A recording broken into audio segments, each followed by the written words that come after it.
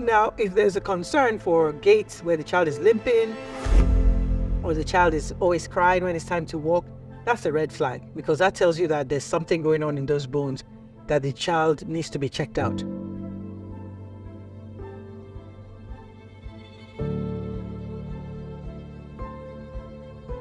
Hi, this is Francisca, your co-host at Pediatrics to Go, and today we're going to talk about why you should not bother if your child has bow legs.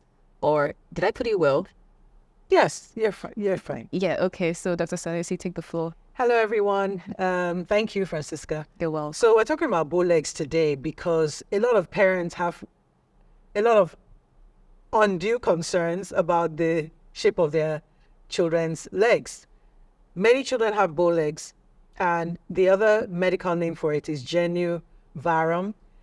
There's also K-legs, which is the opposite of bow legs, and that's when your child's legs kind of like are shaped like a bow.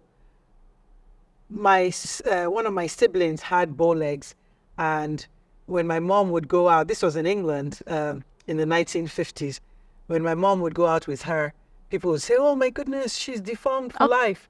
And my mom was looking at them because my mom is a nurse, and she would look at them like, "Oh boy, these people." Well, anyway, a lot of parents get very concerned, and families, when the children have bow legs. And there is a time to get concerned if your child has difficulty walking and if the legs are painful and swollen, because that could be a sign of vitamin D deficiency.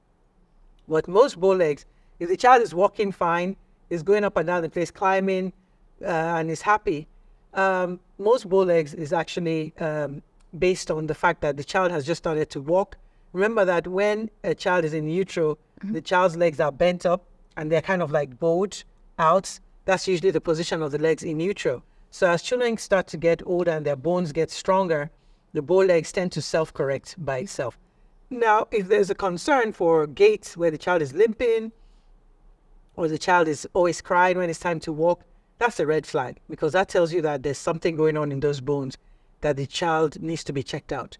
But if you're worried about your child's legs, it doesn't hurt to see an orthopedic doctor just so that they can reassure you, or they can do x-rays to make sure that you don't have like vitamin D deficiency symptoms, which is what the other word we call for that is rickets. But most children that have bow legs where it's painless and they're walking, especially before the age of 5, their legs tend to straighten out. As the bones get stronger, the ligaments get stronger, and everything gets better without doing anything. Now, my dear sibling, whose legs were quite bow, has one of the most beautiful legs I've ever seen, and that's my honorable big sister. But I won't say her name because she might not want me to talk about her. It's fine. Yeah, which is fine. But if your child has bow legs and you're concerned enough and think there's a problem, see your pediatrician or have them do a referral for you to go see your orthopedic doctor, who'll be happy to take care of your child, especially if there's a problem. But most times you don't need to worry, especially if there's no limping, no pain with walking, and your child is very active and is able to ambulate or walk without any discomfort. So that's really what we wanted to put before you today through this program. If you have any concerns, see your pediatrician, and then if there's even more concerns, see your orthopedic doctor who would do x-rays or MRI of the bones to make sure that we're not missing anything. And that's it. One more thing, sometimes it runs in families. Oh, okay. So if your parents had it, probably you will have it or your grandchildren, but it tends to be genetic also. Also, sorry, I want to ask that why is it more prominent in certain children and not general, since everyone was curved up in the womb? Well, that's a good question. And it's just one of those things where it just happens, multifactorial, but for each child it is different. But it's always good to get checked out, especially to make sure there's no vitamin deficiency. If your child has severe bow legs. They have other things which are beyond the course of this, is beyond the, what do you call it? The scope of what we're talking about, right? And there's a lot of other things that can cause, genu recurvatum and all that, where children need surgery, where it's prominent on one side and not the other, and it could be a bone disease.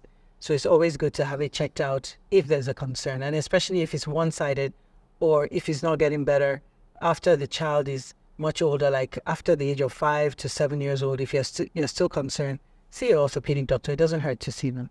All right. Okay. All Thank right. you so much, Dr. Sanusi. And thank you for watching. All right. I hope you learned one or two things. So mothers, don't be bothered. They'll grow it out eventually. So, all right. Bye.